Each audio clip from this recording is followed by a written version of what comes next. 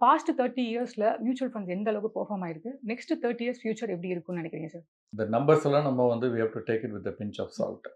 For example 10 crore investors இருக்காங்கன்னா, folio வச்சு சொல்றாங்க. யுனிக் ஐடியா வச்சு இன்னும் சொல்ற அளவுக்கு வரல.